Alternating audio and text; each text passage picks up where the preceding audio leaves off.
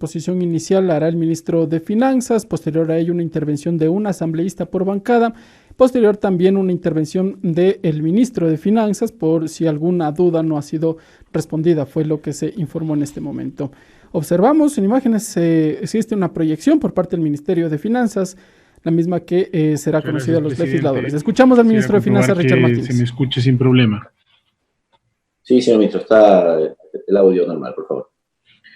Gracias, presidente. Como tú bien has mencionado, el objetivo de esta reunión es entregar toda la información que corresponda a las autoridades en relación al manejo de la situación que está viviendo el país, y lo hemos hecho de una manera que preveíamos la participación de todos los ministros dentro de una presentación, así que vamos a cambiar un poco esa metodología, como tú mencionabas, para que ellos hagan su presentación más adelante, con lo cual en las partes que correspondan a los ministros del área productiva, al área laboral, el área de protección social también, yo haré un breve recuento, pero la profundización de lo que está en la presentación ya será hecho por ellos. Bueno, desde el punto de vista económico, y un saludo también a todos los asambleístas, gracias por su tiempo. Desde el punto de vista económico, creo que es importante mencionar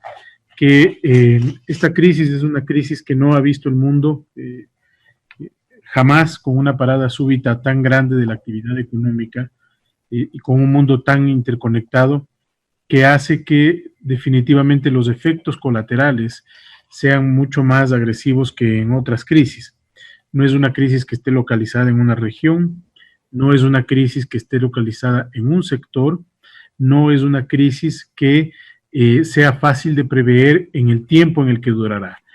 Y tenemos dos choques, el choque externo y el choque interno, el choque doméstico, que son los canales de transmisión por los cuales desde el punto de vista económico se tiene que asumir o amortiguar esta crisis. Por un lado, por el choque externo tenemos el comercio exterior bastante afectado, ya venía afectándose desde antes de la llegada del COVID con fuerza al país, fruto de el entorno que vivía China y la reducción del precio del petróleo vinculada a ello. En consecuencia, teníamos un choque de comercio exterior que además se ampliaba a temas de exportaciones del Ecuador, ¿no?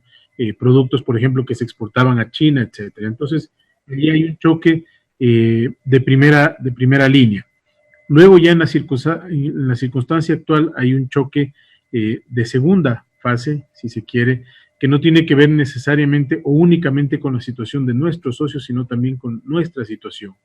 En consecuencia, la reducción de la actividad económica hace que se reduzcan también importaciones de insumos, materias primas y bienes de capital. El comercio exterior se ve afectado en el flujo de mercancías, pero también en el flujo de servicios, de transporte, de seguros, de cabotaje, etcétera, etcétera. El precio de las materias primas ha tenido un comportamiento dispar, particularmente la reducción del precio del petróleo, que ha sido lo más dramático que hemos vivido en los últimos años, y también una afectación de los flujos de capital, particularmente en algunas economías con volatilidad alta del tipo de cambio, en donde ha habido una alta volatilidad también de los flujos de capital, y eso ha afectado a esas economías. En el caso del Ecuador, hemos tenido una resiliencia mayor por el tipo de moneda que tenemos, una moneda fuerte y una política que ha permitido garantizar que evitemos este tipo de shock. En el caso de interno, obviamente, ya el esfuerzo para contener la magnitud de la crisis es el primer componente del canal de transmisión, es decir, cuánto de recursos adicionales hay que incluir para atender la crisis sanitaria en sí mismo y la crisis humanitaria. Y luego tenemos el canal de transmisión derivado de la paralización de actividades, en donde tenemos una serie de consecuencias que las voy a ver más adelante.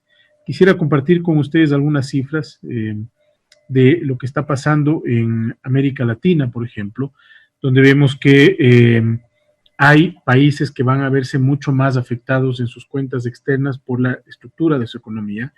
Los países que reciben, por ejemplo, mayores remesas van a tener mayor afectación por el flujo de capitales. Los países que tienen mucho más peso del turismo, por ejemplo, también van a ver afectados mucho más la llegada de divisas al país y la afectación en esa actividad económica. Y el otro componente es también el nivel de informalidad que tengan los países y cómo se va a poder responder frente a esa característica. Por ejemplo, Bolivia, según las últimas cifras disponibles, tiene un 77% de informalidad, Paraguay 64%, Perú 60%, México 57% y así. En consecuencia, el nivel de informalidad, que en el Ecuador también es alto, es una variable muy importante que demanda de incentivos, no solamente a las empresas y a los trabajadores formales, pero también pensar en las personas que, dado que estaban actuando en informalidad, hoy no tienen ninguna fuente de ingreso. Y es por eso que los mecanismos de protección social tienen que ampliarse. Aquí están los paquetes de ayuda que varios países han colocado en sus economías. Estados Unidos, 2 trillones de dólares, Francia, 417 billones de dólares, un tamaño del 15 y 10%. Perdón, un segundo, solamente decirte que no se está viendo en la pantalla la presentación, por si acaso la quiera compartir, por favor. ¿Qué están viendo ustedes, perdón, presidente? A ti, lamentablemente, tu cara nomás, pero la pantalla no se ve, no se ve la presentación. Se ayuda de los técnicos, por favor. Sí. ¿Allí se la ve? ¿Allí la ven, presidente? Ahí está, sí, ahí está ya. ¿Sí? Ok. Gracias. Entonces, yo decía que esta es una diferencia sustancial del Ecuador frente a otros países. Estados Unidos invierte 15% de su PIB en el paquete fiscal, Francia 10%, Perú 8%, 7% Brasil y 5% Chile. Y lo están haciendo en lo que todos tenemos que hacer, primero la supervivencia, luego la reactivación y luego la capacidad de recuperarse en el mediano plazo. Entonces, aquí tenemos también los datos actualizados del crecimiento estimado por el Fondo Monetario Internacional para el mundo, que son cifras que se acaban de publicar, en donde se observa una contracción muy fuerte del PIB mundial del 3%. Esta es una cifra dramática. Estados Unidos, por ejemplo, en el 5,9%, 6%, la zona del euro 7,5%, Oriente Medio y Asia Central menos 2,8%, América Latina y el Caribe menos 5,2% y África subsahariana menos 1,6%. Entonces, esto es muy importante comprender, presidente y señores asambleístas, porque es muy difícil pensar en una reactivación inmediata de la economía, a pesar de que obviamente para el próximo año se espera una recuperación fruto de una caída tan fuerte, pero estamos pensando en un nivel inferior. Y si lo comparamos con el año 2019, las estimaciones serán diferentes. Y desde el punto de vista de la demanda de nuestros productos hacia el exterior, esto va a tener una afectación desde el punto de vista de la oferta también, es decir, la mayor característica de este problema es que no hemos visto en el mundo un shock de oferta tan fuerte, un shock de oferta que viene por el lado de la producción, de la oferta laboral, de la oferta de bienes y servicios, que se ha paralizado por completo. Los shocks a los que ha estado acostumbrados el mundo son esencialmente shocks de demanda, es decir, se contrae la demanda. Tenemos un país en crisis, Estados Unidos, lo del 2019, se empieza a demandar menos y el shock es de demanda. Acá tenemos un shock de oferta que es poco usual en estas magnitudes, sobre todo que el mundo se paraliza, que se empata también con un shock de demanda.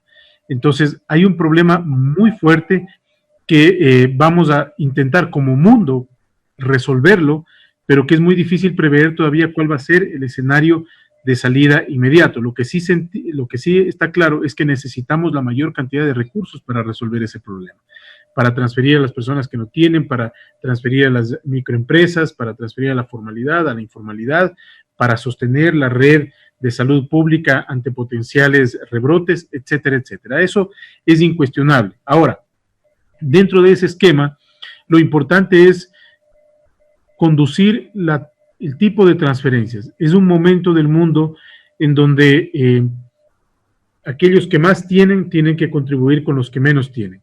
Los países más ricos tienen que contribuir con los países de ingreso medio, ingreso bajo, y dentro de los países, las personas que tienen mayor capacidad de apoyo tienen que contribuir también de una u otra manera con las personas que menos tienen. Es un gesto o es una acción de solidaridad global, cada cual con las restricciones, obviamente, y con las características particulares de los países. Un tema importante dentro de la caracterización del Ecuador es que, mil disculpas que tengo un problema aquí, ok. Bueno, no tenemos un espacio fiscal, no tenemos ahorros públicos, no tenemos las suficientes reservas internacionales y no tenemos acceso al mercado ampliado. Además, consecuencia de aquello, no podemos expandir el crédito si no recibimos una cantidad importante de dólares. Esto es vital entender para proponer las alternativas de solución, porque hay muchas personas o mucha gente que dice, mira lo que está haciendo Perú, ¿por qué no inyectamos 10.000 millones de dólares? Bueno, porque tenemos la restricción fiscal, no tenemos ahorros públicos, no hemos tenido un comportamiento macroeconómico sostenible en los últimos años, y eso hace que esos países hoy tengan la capacidad de inyectar recursos propios y salir a pedir más plata. Chile, Colombia están pidiendo a los organismos multilaterales cantidades grandes porque los programas que estos organismos tienen diseñados para países con un comportamiento y una trayectoria macroeconómica sustentable son diferentes a los que puede acceder el Ecuador. El Ecuador lamentablemente no tiene esa trayectoria y en consecuencia no puede acceder a estos recursos salvo los mecanismos específicos de acceso a financiamiento inmediato y los que están establecidos en el programa con los organismos multilaterales. Luego tenemos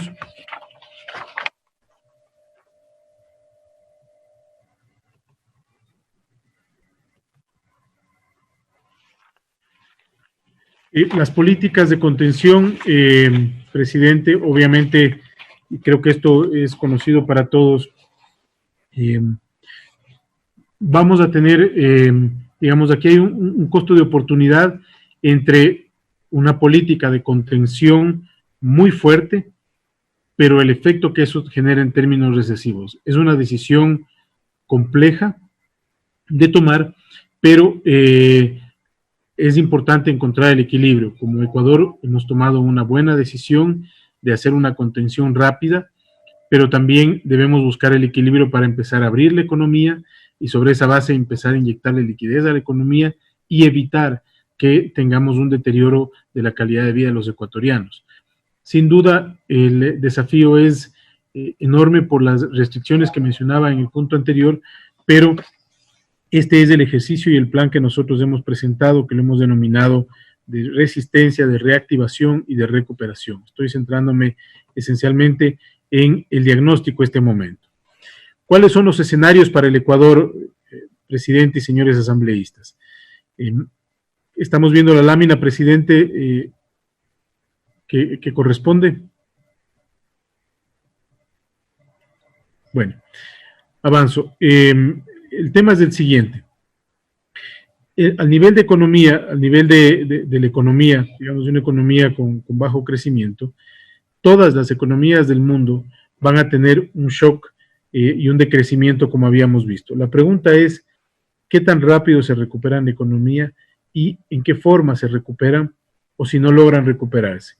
La primera es el ejemplo de un país cualquiera que puede tener una política de reactivación muy fuerte y alcanzar niveles del tamaño de su economía y capacidad adquisitiva similares a los anteriores.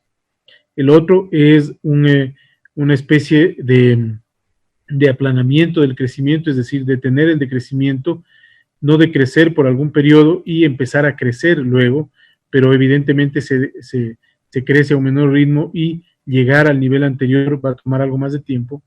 y el escenario más negativo es esta curva en L, ¿no? Que es el escenario C, en donde la economía cae, pero no logra recuperarse.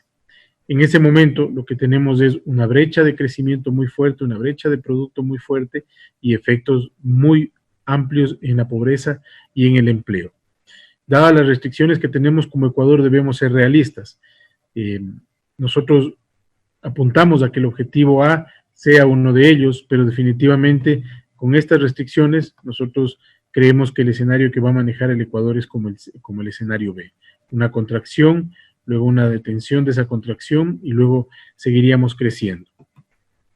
Vamos a la siguiente lámina, que es la situación fiscal, presidente.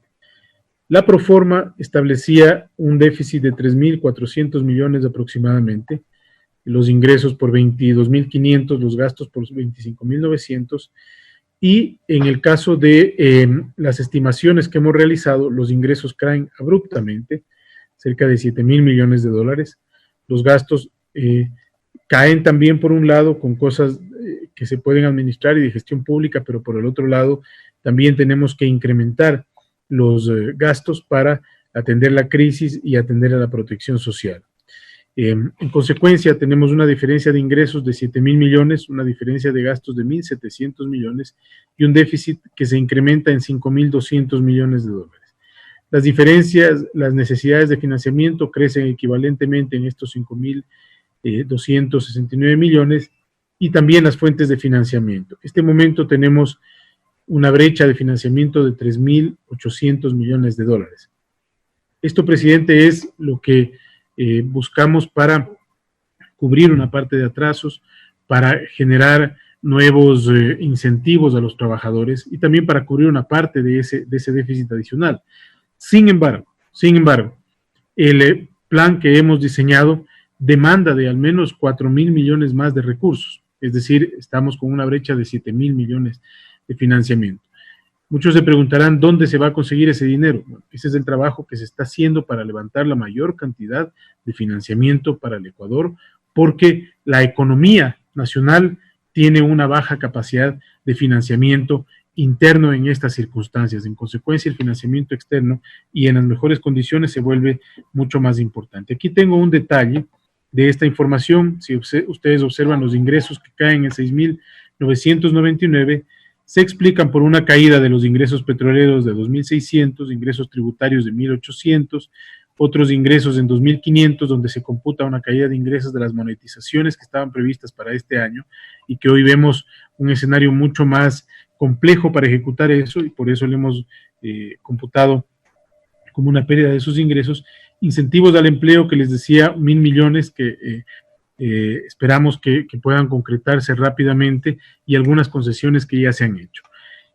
Las autorretenciones que se incrementan por el lado de la banca, de las telefónicas, de la minería y también del petróleo. Y las contribuciones solidarias que están computadas aquí como un estimado, esperando obviamente que la Asamblea pueda apoyar este planteamiento que se ha hecho de contribuciones solidarias, que también se computa en el lado del gasto, ¿no? Un tema muy importante, por el lado del gasto, nosotros estamos preveyendo inicialmente un ahorro de 1.350 millones en virtud del no pago de los intereses de la deuda. Aquí hay un tema que ha sido polémico y que voy a explicar brevemente para luego igual profundizar y aclarar inquietudes. ¿Por qué el Estado ecuatoriano pagó el capital de los bonos 2020? ¿Por qué los pagó a un precio que era muy inferior al precio de mercado? Primera cosa es que el precio del que se habla de los bonos ecuatorianos de 35 centavos no era el de los bonos 2020. En una serie de tiempo fácilmente se puede detectar esto. Los bonos 2020 venían tradeando a un precio muy superior a los 90 centavos por dólar, al 90% de su valor. En consecuencia, esos bonos no habían perdido valor y no es que se estaban en 35 y se los pagó a su valor nominal. Los otros bonos del Estado ecuatoriano sí tenían, como lo tienen ahora, precios muy bajos. ¿Por qué se pagó ese valor? nosotros teníamos que cubrir cerca de 520 millones de dólares, computados en 320 y algo en capital y 200 en interés. El momento en que el Ecuador deja de pagar súbitamente y entra en un default, las consecuencias para el país son extremadamente onerosas, extremadamente graves, ¿sí? De tal manera que hay experiencias en el pasado de otros países y de todos los países que han hecho defaults agresivos, en donde existe congelamiento de cuentas. En el exterior existen congelamientos de las transferencias relacionadas con las exportaciones, existe congelamiento de los activos del Estado, porque al incumplirse un contrato se litiga con con los tenedores, y esos litigios son bastante duros, bastante fuertes, y terminan en este tipo de cosas. Primer tema. Segundo tema, entonces, se pagó una parte, se pagó el capital, que son 326 millones, y no se pagaron los intereses.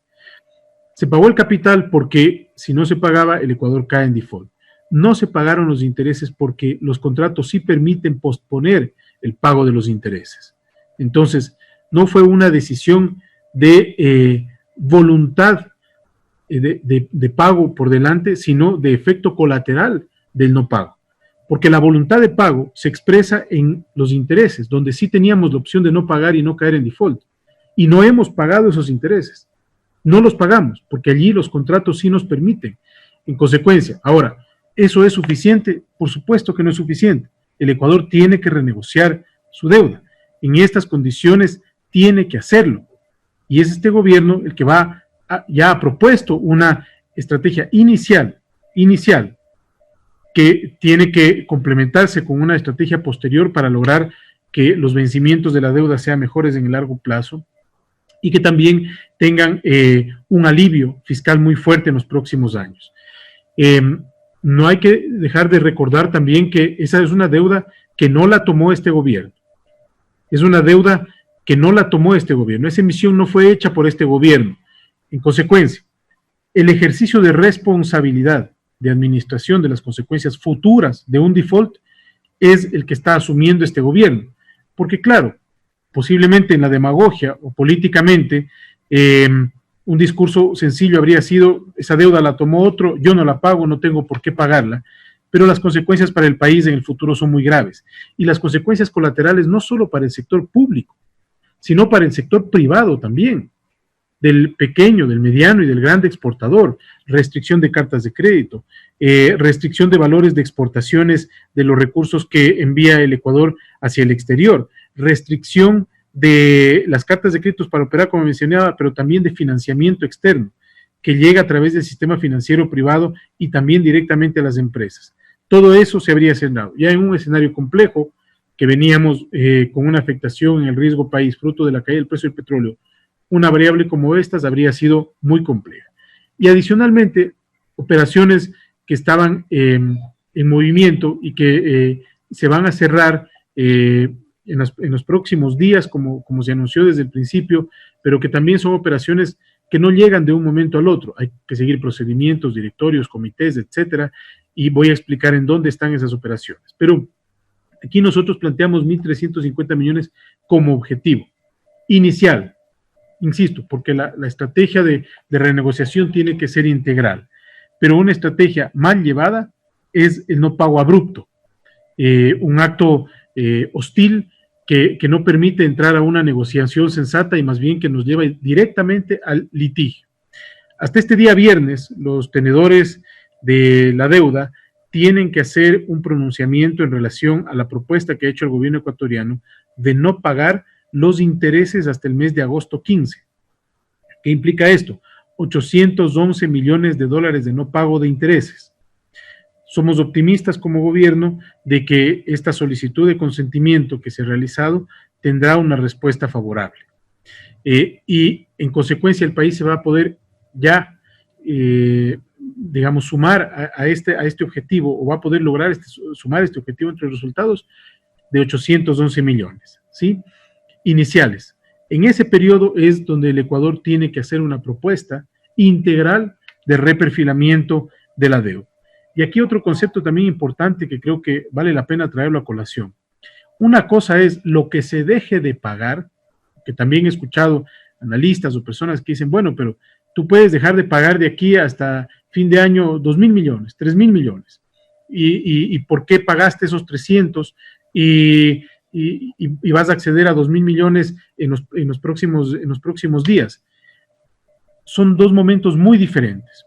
Yo puedo ahorrarle al país en el año 1.350 millones, que son muy buenos, pero la llegada de los recursos la necesito ahora. Y es por eso que no valía bloquear esas opciones de financiamiento que estaban ya encaminándose, porque si es que no se paga una parte de la deuda, absolutamente todos los contratos de deuda tienen cláusulas de default cruzado. Esto no es nuevo, esto no es de este gobierno, no es del anterior, es de todos los gobiernos de la historia, así funciona en el mundo. Todas las deudas de default cruzado que detienen las operaciones en marcha, que detienen desembolsos y que cierran las puertas de financiamiento. Las características con cada entidad de financiamiento son distintas. Pero es importante mencionar esto, presidente, porque está claro para mí y para el equipo económico que este ha sido un asunto que ha llamado la atención y que ha generado preocupación en la ciudadanía. Una preocupación legítima, pero que tiene también una explicación muy racional de que esto es una estrategia de largo plazo y que al final del día esto es como en la situación habitual de los ciudadanos. Hoy los ciudadanos están en una situación complicada de caja, de financiamiento, y las personas que tengan deudas con el vecino, en la tienda, con un comercio, con el banco, saben que difícilmente van a poder pedir más recursos si es que no hacen una demostración de que van a poder solventar y que quieren solventar esos nuevos recursos a mediano plazo. Entonces, si yo le debo a la tienda $20 y le tengo que fiar $10 más, pues no le voy a decir no te pago los 20, pero dame 10 más. Al menos voy a hacer un gesto que demuestre que estoy cumpliendo con mis obligaciones. Ese es un ejemplo muy sencillo de la parte más, un poco más racional de la decisión, pero también hay temas contractuales que he explicado que pueden ser muy graves y muy dolorosos para el país. Se incrementan los gastos en salud, protección y empleo, como decía, del COVID por 1.466 millones, protección social y protección del empleo también. El objetivo es activar una cantidad importante de recursos para la etapa de mantenimiento de toda la red de salud, también de la red de protección social y de la reactivación del empleo. Y se han hecho otras reducciones por 1.846 millones, en donde constan temas, por ejemplo, de la caída del precio del petróleo, que afecta a las transferencias de los GATS, que afecta a la cuenta de financiamiento de derivados, que también tiene una parte de reducción de financiamiento con los 1.800, con el gasto de capital. En la parte derecha es importante mencionar dónde está ese financiamiento adicional que se ha conseguido, porque como se abre una brecha en la lámina anterior, ustedes ven de necesidades de financiamiento, nosotros ya hemos empezado a levantar más recursos de organismos internacionales. Banco Mundial, 76 millones más, BID, 250 millones más y CAF, 440 millones más. Esto ya está confirmado, tenemos que pasar a los directorios de cada una de estas organizaciones para lograr levantar o formalizar ya los desembolsos. Nosotros esperamos que la mayoría de ellos vayan concretándose en mayo. Luego tenemos amortizaciones con China también, que es parte de la renegociación integral de la deuda, que esperamos que generen un ahorro este año importante de 240 millones de dólares, una vez que cerremos esos contratos, y desembolsos con ICBC, CDB y otros que son básicamente desembolsos desde China adicionales a los previstos o que no estaban presupuestados.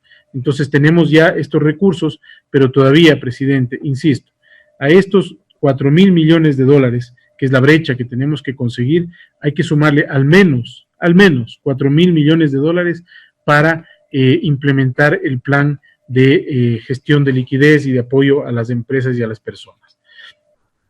Aquí tenemos, presidente, cifras relacionadas con el financiamiento que hemos obtenido emergentemente para protección social y salud. Y aquí hay dos cosas, hay nuevo financiamiento y hay reorganización de los créditos. Este es un tema muy importante, presidente, porque la velocidad con la que se reorganizan estos créditos y este financiamiento es importante en función de la relación que tiene el Ecuador con los organismos multilaterales. Hemos conseguido, insisto, entre nuevo financiamiento y relocalización de recursos, 580 millones de dólares, que son del Banco Mundial para salud, 20 millones, que ya aprobó el directorio, protección social, 50 millones, BID, 27 millones, BID, también 70 millones, reorganización del crédito de salud, 180 millones, CAF, 50 millones, CDB, Eximbank. Esto es específicamente, presidente, ¿por qué diferencia de la cifra anterior? Porque esto es específicamente relacionado con la emergencia que estamos viviendo, ¿sí? Es lo que hemos trabajado ya inmediatamente. Los otros recursos que ya están comprometidos, por ejemplo, CAF, 350 millones, hay que identificar exactamente en dónde se van a localizar, siendo la prioridad, insisto, salud, protección social y empleo productivo. Durante esta semana se esperan estos desembolsos ya por 123,6 millones de dólares de Banco Mundial, BID y CAF. Luego tenemos los recursos que se han reorganizado y que se han ampliado en la emergencia sanitaria. Esta es la inversión en salud. 123 millones para equipo biomédico, para ampliar la capacidad de cuidados intensivos en un 150%, mascarillas, trajes, protectores faciales, guantes, 61 millones de dólares, 51 millones de dólares para pruebas PCR y pruebas rápidas, y 65 millones de dólares adicionales para medicamentos y otros. Estos recursos, presidente y asambleístas, son recursos que se han reorganizado de otros presupuestos, de otras instituciones para lograr llegar rápidamente a este presupuesto asignado a salud. La velocidad de la ejecución tiene varias aristas, pero incluso en algunos casos, como ya es de conocimiento público, aun cuando se cuente con el presupuesto y los recursos, la liquidez, existe escasez a nivel mundial de varios de estos productos y de insumos y dispositivos. Esto también es muy importante. Tenemos la protección social, sobre lo cual hará referencia el equipo social más adelante. El mes de abril ya hemos involucrado a 440,000 personas más que ya están recibiendo su bono.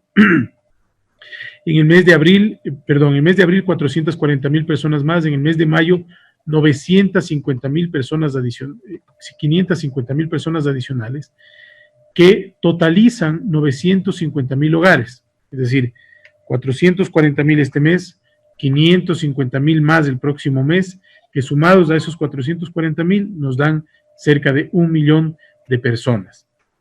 Ese millón de beneficiarios son hogares que reciben un bono de 60 dólares, se expande aproximadamente a 4 millones de personas.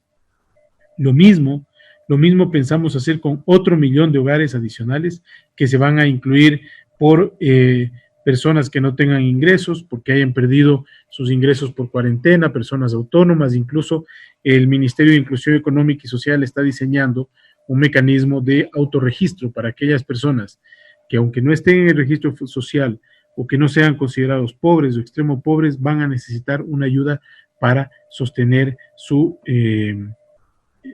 día a día. Esto lo explicará el ministro Granda y la directora, coordinadora del sector social, Isabel Maldonado. Aquí algunas perspectivas del sector externo, ¿no es cierto? Preveemos un precio del petróleo a 24 dólares, la reducción de exportaciones que había mencionado, las no petroleras se estima una reducción de 10% en el primer semestre, las importaciones también caen, la reducción de cuentas de viajes que mencionaba hace un momento y la entrada de remesas. Con eso, ¿qué tenemos? Tenemos un déficit en cuenta corriente de 3,7 puntos del PIB, que se corrige también por el lado de la cuenta de capitales y que en el momento en que el país deja de pagar ciertas obligaciones con el exterior, va a generar menor presión de la cuenta de capitales y el efecto neto en la cuenta de capitales va a ser positivo por los desembolsos que vamos a recibir. En la balanza de servicios mencionaba el tema de turismo, residentes, etcétera, y la espera de la llegada de remesas, ¿sí? En el caso del comercio exterior tenemos ya una reducción de las importaciones, lo explicará el ministro Ontaneda. También tenemos una reducción fuerte en las exportaciones, camarón 65%, enlatado, banano menos 80%, etcétera, etcétera. Un tema muy importante, ¿no es cierto? La liquidez, cómo evitar que se rompa la cadena de pagos y cómo evitar que una crisis de liquidez se convierta en una crisis de solvencia. Es decir, que la iliquidez de una empresa el día de hoy no se convierta en el quiebre de una empresa el día de mañana. Entonces, esta paralización temporal obliga al gobierno a tomar ciertas decisiones que ya se han implementado para aliviar la presión de liquidez de las empresas. Por ejemplo, el hecho de que no paguen las micro, pequeñas y medianas empresas los tributos, sino en un plan diferido durante los siguientes 6 meses, el hecho de que el Consejo Directivo esté analizando para cómo generar también una respuesta similar desde esa entidad para que las microempresas puedan aliviar la carga de pago de los aportes patronales durante estos meses. Es decir, cómo evitar que ante una parada súbita del ingreso, las demandas por el otro lado del egreso no generen una crisis de solvencia. Entonces, hay dinero limitado, hay escasez y tenemos que trabajar en garantizar que los medios de vida de las personas, que son empresas, negocios y trabajo, obviamente, no se pierdan. Luego tenemos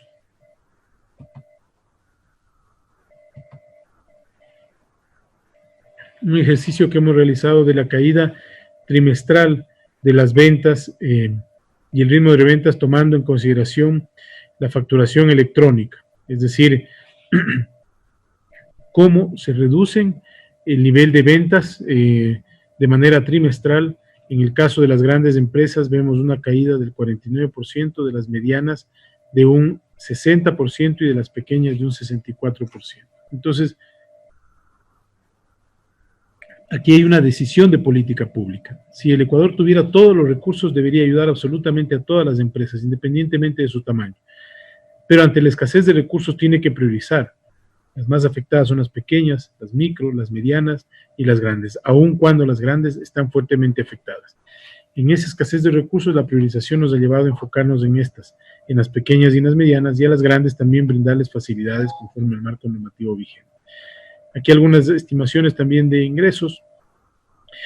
¿Cuáles son las consecuencias para el bienestar de la población? Deterioro general del bienestar de los hogares, complicaciones para obtener un ingreso laboral, fuertes impactos en el sector de salud por la necesidad de mano de obra calificada, interrupción de las actividades en centros educativos, que puede tener efectos en aprendizaje, seguridad alimentaria, afectación en la participación de los padres, especialmente de las mujeres en el mercado laboral. ¿Cuál es nuestra respuesta? Tiene 3 fases que son simultáneas, no son, o 3 componentes, para ser más claro en el uso de la palabra, 3 componentes: resistencia, reactivación y recuperación.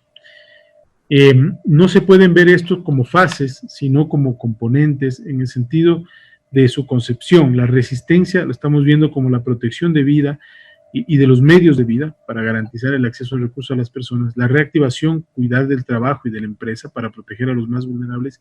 Y la recuperación, los cambios permanentes que necesitamos para un crecimiento con equidad. Entonces, si yo en el componente o en la fase de resistencia, que es donde tengo que salvar vidas, personas, supervivencia,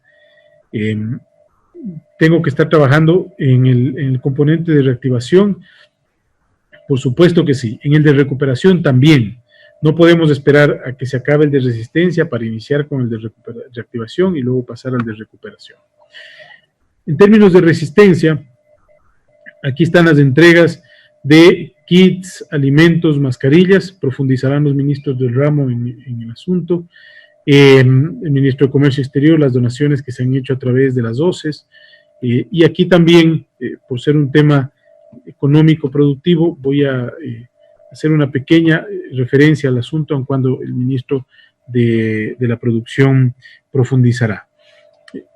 Se han reducido los aranceles para la importación de insumos médicos. Esto es muy importante. Se han simplificado muchos procesos y también se les ha alivianado el peso de la carga a las empresas pequeñas, medianas y micro para que puedan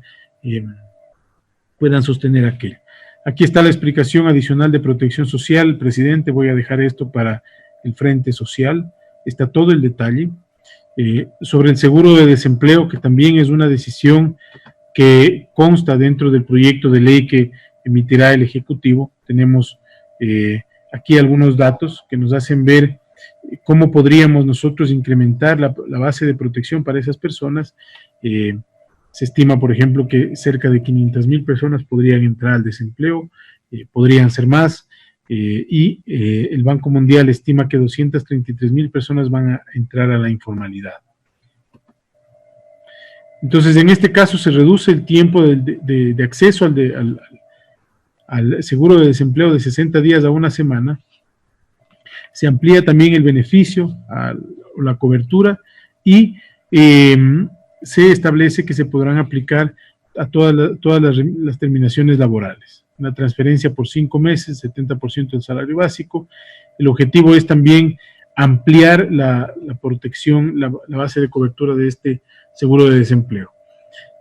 Aquí está la protección del tejido productivo, lo explicará el ministro en relación al comercio exterior, la ley de pesca, un alivio tributario, lo que mencionábamos, las microempresas,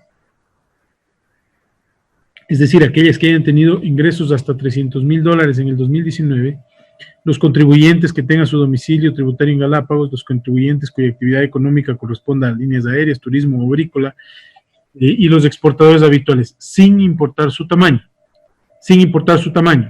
Estas personas han podido diferir el pago de IVA y de renta, de tal manera que puedan pagarlo en los meses siguientes.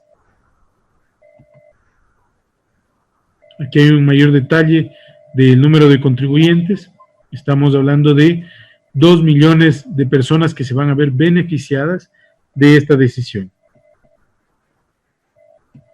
Algunos temas relacionados con el Ministerio del Trabajo, presidente, que no voy a detallar porque lo hará el ministro de Trabajo. Y aquí algunos temas que le han correspondido a la Junta de Regulación Monetaria coordinar. Una de las principales preocupaciones también de las personas ha sido cómo pagar sus deudas, ¿sí? Entonces, primero, diferimientos de recargos de agua y luz no se están cargando, se amplía el cupo del consumo también de energía eléctrica para 1,4 millones de beneficiarios de la tarifa de la dignidad. Se amplía el refinanciamiento en Banecuador y Corporación Financiera Nacional, se postergaron los pagos de marzo, abril y mayo, es decir, los intereses que no se cobran en esos 3 meses se repartirán en 12 meses a partir de junio. Esto es un gran alivio para las personas y para las empresas. Los clientes del BIES también se pueden beneficiar de una reestructuración y refinanciamiento de los préstamos hipotecarios, van a tener hasta 18 meses de gracia y hasta 30 años plazo, y el BIES ha iniciado con una línea de crédito canalizada a través de CFN por $50 millones. Esto es muy importante mencionar, presidente, porque esperamos nosotros a incrementar estos 50 millones en al menos 400, 500 millones de dólares que puedan ir con productos de bajo costo y de largo plazo en la CFN. Las cooperativas de ahorro y crédito también que tienen recursos en CONAFIPS han podido reprogramar sus cuotas de abril y mayo. Aquí tenemos que recordar que CONAFIPS es una banca de segundo piso y en consecuencia aquellas cooperativas que tienen recursos allí han podido refinanciarse. Y clientes de las cooperativas que aquí se establecen, ¿sí? Si las cooperativas de ahorro y crédito refinancian sus operaciones, podrán acceder a un crédito de 12 meses en la CONAFIPS y a través del Banco de Desarrollo del Ecuador también se ha establecido un mecanismo para reestructurar las deudas a nivel de los GATS. Aquí hay algunas líneas de créditos adicionales que son, en esencia, de recursos que se han destinado para pequeñas y medianas empresas. Esto es FN, como mencionaba hace un momento, crédito para actividades productivas, operaciones de refinanciamiento de la deuda, lo que se ha hecho hasta el 14 de abril. Luego tenemos Banecuador con productos específicos para el sector florícola, turístico, con periodos de gracia, y los refinanciamientos que se han realizado también. En este caso de Banecuador, por ejemplo, 2.200 operaciones, y en el caso de CFN, que presta un poco más a empresas grandes y medianas, operaciones de 19 operaciones con 34 millones de dólares. Sobre la cuenta nacional de asistencia humanitaria, presidente, hago esta referencia porque desde nuestro punto de vista, como está estructurada la ley que se enviará a la Asamblea, esa ley es vital para poder ejecutar al menos el primer componente desde el punto de vista humanitario de resistencia, el de reactivación también con el acuerdo entre las partes, y el de la recuperación a través de las reformas estructurales. No olvidemos que el gobierno nacional tenía previsto el envío de la ley de finanzas públicas. Esa ley también va a ser enviada, presidente, como se ha comentado ya públicamente, junto con la ley de la ley humanitaria o la ley de emergencia humanitaria para poder atender a estas personas. Entonces, en el primer componente de resistencia se busca crear esta cuenta nacional humanitaria para tener allí recursos, no solamente de la contribución solidaria, sino que hemos puesto un porcentaje también de los fondos que vienen del exterior que vayan hacia allá, contribuciones privadas y públicas que también puedan fondear esa cuenta. Luego tenemos los destinos de los recursos, particularmente sistemas de transferencias, apoyo a empleados de empresas total o parcialmente cerrados, apoyos a pequeños agricultores. Lo que queremos es que sea un mecanismo de transferencias muy directo. Esa cuenta se espera que recaude 900 millones de dólares. Y aquí hay algunos ejemplos de lo que se podría hacer. Por ejemplo, liquidez de empresas, generación de plazas de trabajo, transferencia a los trabajadores que hayan estado afectados por los temas del COVID. ¿Sí? Aquí está la tabla para las empresas. Son actualmente 120,000 empresas las que están o que se registran como contribuyentes en el Servicio de Rentas Internas en el año 2018, de las cuales 118,000 empresas no pagarían ningún valor. Aquí creo yo que en algunos segmentos de la opinión pública y de la sociedad también se ha malinterpretado pensando que se va a aplicar sobre los ingresos. Esto se aplica sobre las utilidades de las empresas. Entonces, de 1 millón a 5 millones, 5%, de 5 a 10, 5%, y de 10 en adelante, 5%. La recaudación estimada es de 516 millones. El objetivo es que toda esta plata de la cuenta humanitaria vaya a una cuenta especial con la observancia de personas que tengan una trayectoria importante en el país y que existe el acompañamiento pleno de la Contraloría General del Estado. Entonces son 500 millones de dólares que están pensadas de las empresas más grandes o que más utilidades han recibido a las empresas más frágiles. ¿Por qué tiene que hacer esto el país, a diferencia de los otros que están haciendo en algunos casos temas diferentes? Porque nuevamente no cuenta el país con un plan de ahorro. Si esos 500 millones los tuviéramos ahorrados en alguna cuenta, pues no deberíamos pedir esta contribución para lograr viabilizar el apoyo a los más frágiles. Aquí está la cuenta, en cambio, para el caso de las personas con una tarifa de ingreso mensual, el ingreso neto, en consecuencia, de 0 a 500 no paga nada, de 500 a 600 la contribución sobre la tarifa básica es $2 y el aporte porcentual del exceso sobre esa contribución de excedente es de 1% y así. Esta tabla garantiza mucha progresividad, es decir, las personas que más tienen van a pagar recursos en una proporción mucho mayor a las personas que menos tienen. Aquí hay algunos ejemplos específicos. Una persona que gana $501 va a pagar $2.01 por este valor de acá, el 1%, de la diferencia entre 600 y la base que son 500. ¿Okay? Luego, una persona que gane 559 va a pagar 2,59, una de 700 va a pagar 6, una de 1.600 va a pagar $64, una persona que gane $6.000 va a pagar $471. Esa es la contribución. Esa plata no va a ir a pagar los sueldos del gobierno, como alguna gente ha dicho, sino que es una cuenta eminentemente humanitaria y separada de la gestión normal del financiamiento público. O de las finanzas públicas, perdón. Luego aquí tenemos algunas de las cosas que estamos buscando financiar. Nosotros no podemos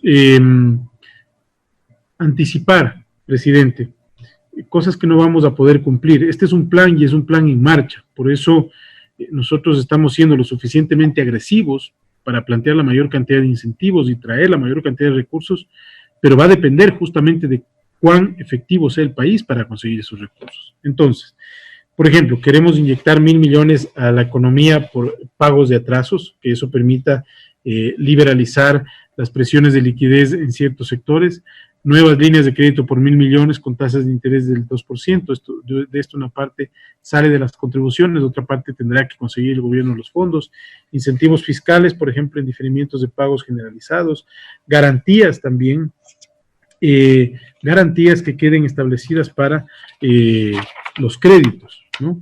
Y aquí hay otros incentivos, ¿no? Estas garantías para MIPYMES, los subsidios directos, pago de salario a pymes, el aumento de las transferencias sociales y contributivas a las personas que están en informalidad, sobre todo. Y bueno, ¿cómo lo financiamos? Con el reajuste de gastos, con nuevo financiamiento, y también hay que darle más espacio a la banca pública para el desarrollo. Luego la ley tiene, y en esto seguramente el ministro de Trabajo profundizará, presidente, un tema esencial que aspiramos nosotros a que la Asamblea pueda viabilizar, que es el acuerdo entre las partes como un método que nos permita salvar la mayor cantidad de empleos. Hoy hay pequeñas empresas, microempresas que están ya desvinculando personas, grandes también. Nosotros estamos haciendo los controles, pero no es el objetivo hacer el control, sino el objetivo es que no desvinculen. Pero pensemos en una pequeña empresa que no puede pagar sus cuentas y que no puede ponerse de acuerdo con sus trabajadores para tener, por ejemplo, una reducción de la jornada de manera temporal. Esa empresa lo más probable es que termine quebrando. Y lo más probable es que si no diseñamos muy bien el camino para evitar esa quiebra, entonces lo que va a suceder es un desempleo masivo. Por eso tenemos el acuerdo entre las partes. Si las empresas no llegan al acuerdo entre las partes, entonces pasamos al componente de la liquidación, en donde se prevén facilidades para la liquidación expedita, pero siempre precautelando el bienestar de las personas por delante de los otros acreedores y los apoyos estatales a estos acuerdos. Es decir, que si una empresa tiene un acuerdo, ha llegado a un acuerdo, nosotros podemos abrir líneas de crédito para entregarle a esa empresa y a esos trabajadores. Se establece que ese acuerdo entre las partes tiene como condición el que no se despidan a las personas en función de estos acuerdos. La finalidad es preservar al máximo posible los trabajos y las fuentes de trabajo. Se podrán acordar nuevos salarios, jornadas diferentes de trabajo, extensiones de plazos y periodos de gracia para las deudas, reducciones de cánones de arriendo, es decir, evitar los despidos desde el objetivo y también el rompimiento de la cadena de pago. Aquí algunas bases para este acuerdo. Nadie impone el acuerdo a nadie, ninguna parte está obligada a aceptar, todo es voluntario. Las empresas que estén bien y puedan funcionar sin concesiones de otras partes, es decir, sin un acuerdo, no necesitan entrar a este proceso. Las empresas que se acogen serían, por tanto, las que en ausencia de acuerdo cerrarían y quebrarían. Una empresa que esté bien en este momento, este acuerdo entre las partes no hace sentido, pero si la empresa está mal, por supuesto que cabe este concepto, porque de lo contrario cerraría. Se exige completa veracidad e integridad de los estados financieros de la empresa, fuertes sanciones si los estados financieros estuvieran maquillados, por ejemplo. Si la empresa no llega a un acuerdo, debe entrar en liquidación. Y en esa liquidación todos pierden, lamentablemente, pero quienes pierden más son los accionistas. ¿Por qué? Porque los trabajadores irían primeros en la prelación de pago y quien queda al último es el Estado. Habrá sanciones penales a los accionistas que previo a la liquidación succionen el valor de la empresa en función de su propio beneficio. Los accionistas de empresas que se acojan al régimen de acuerdo entre las partes no podrán distribuir dividendos o reducir capital mientras dure el régimen. Para que la empresa sobreviva, todos tendrán que hacer concesiones: ejecutivos, proveedores, arrendadores, arrendatarios, banqueros, acreedores, bancos acreedores y personas que se adeudan. Si las partes lo solicitan, el gobierno y los gremios pueden ofrecer servicios de facilitación de diálogo entre las partes. El acuerdo se puede impugnar solamente si es que existe un tipo de fraude, y para evitar que las minorías dentro de cada parte no tengan poder de veto, los acuerdos podrán suscribirse con la aquiescencia de mayorías calificadas, conforme determine el reglamento. Adicionalmente, hay 5 cosas que se han planteado en la ley. Primero es la protección a la educación.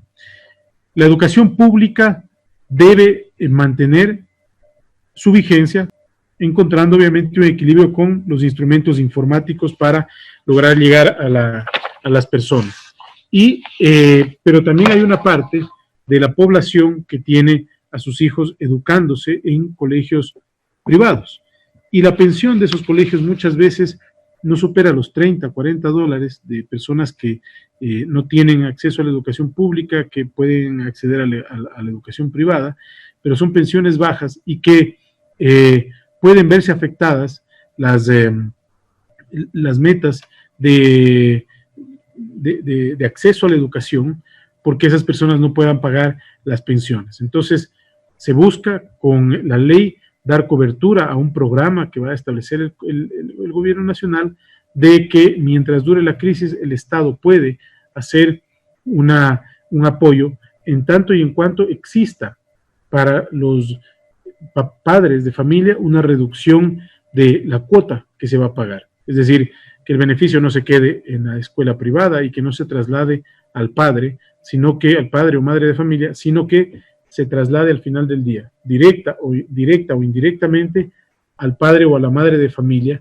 para que pueda ver reducida la cuota que paga mes a mes, y eso le pueda permitir seguir educando a sus hijos y que los hijos puedan seguir acudiendo sin problema a la escuela.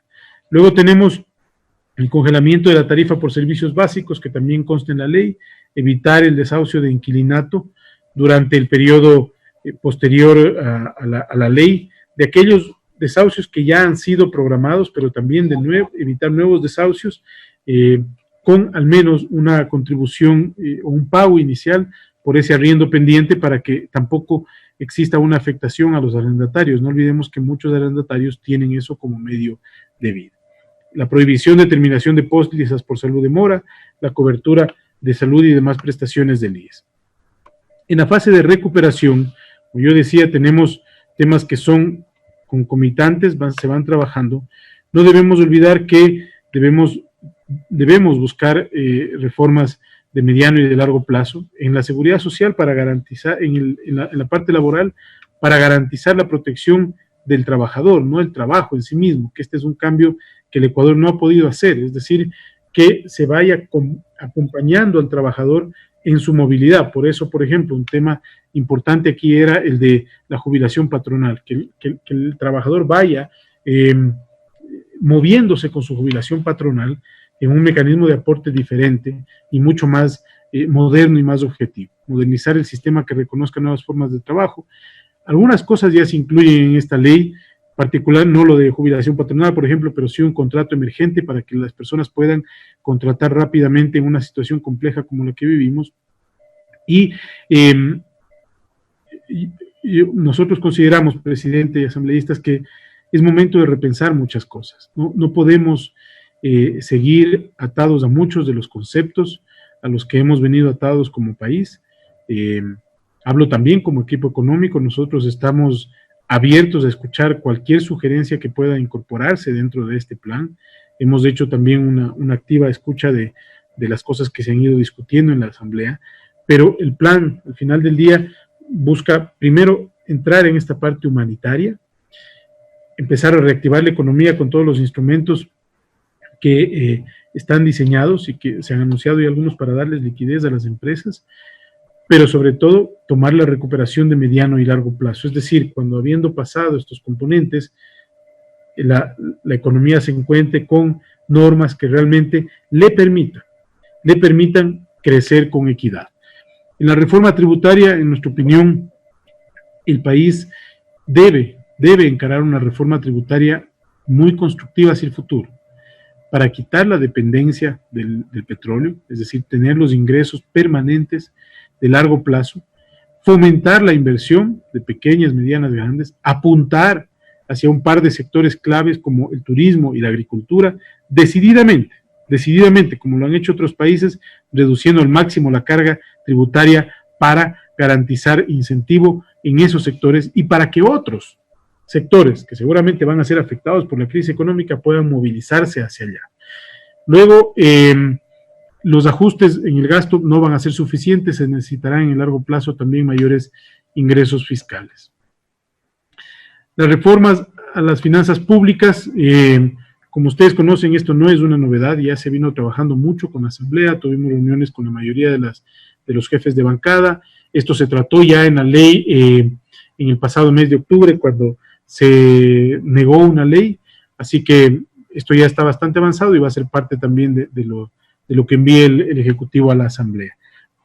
Una cosa muy importante, dado que esto establece reglas macrofiscales, y en este momento sería más bien lo que los países están buscando es ampliar el déficit, y nosotros tenemos que inevitablemente toparnos con eso, no haría ningún sentido que estas reglas apliquen en lo inmediato. Por eso tienen un plan de vigencia que va mucho más allá del 2021, no se aplican de manera inmediata, tienen una gradualidad y tienen que irse ajustando a la realidad actual que estamos viviendo.